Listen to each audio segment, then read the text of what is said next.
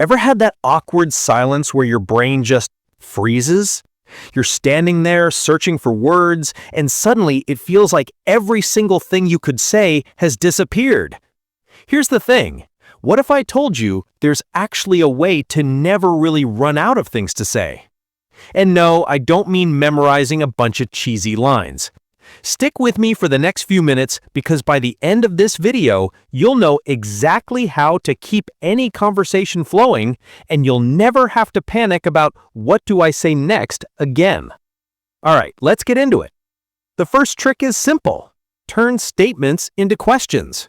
For example, if someone says, "I love hiking," most people just respond with, "Oh, cool, me too," and stop.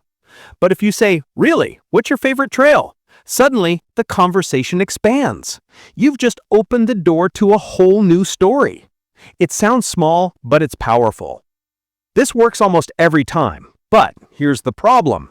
If you only ask questions, you start to feel more like an interviewer than a real person, and that actually kills the vibe. So what do you do then? The second key is sharing little pieces of yourself. Think of it like tossing a ball back and forth. They say something, you share something related.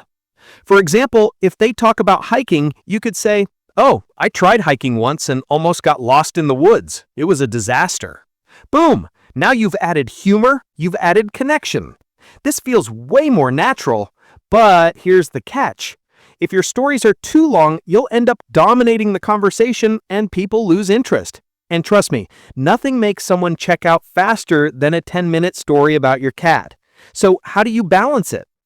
That brings us to the third method, the short hook story. Share a tiny story, but leave it open. For example, "I once got lost hiking, but I'll tell you, that ending was crazy."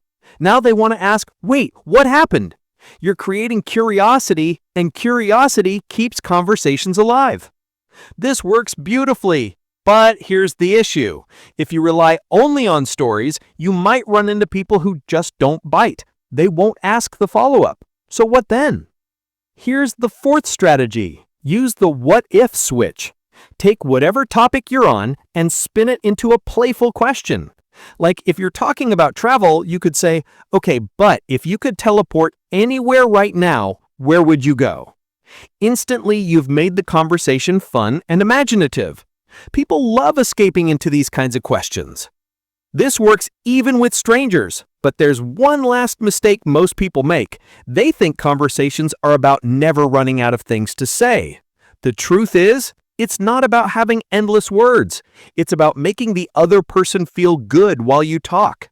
And when you focus on that, you'll notice you'll actually never run out of things to say. So here's the real challenge for you.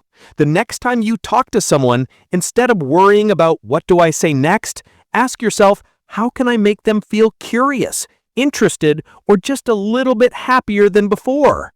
Try that and see how different the conversation feels. And here's the kicker. This is just the surface. There's one deeper trick that almost no one talks about, the kind that can make people feel an instant connection with you even if you've just met. If you want to know what that is, you'll definitely want to check out my next video. If this helped you, hit the like button, drop a comment telling me your most awkward silence moment, and of course, subscribe so you never miss the next conversation hack.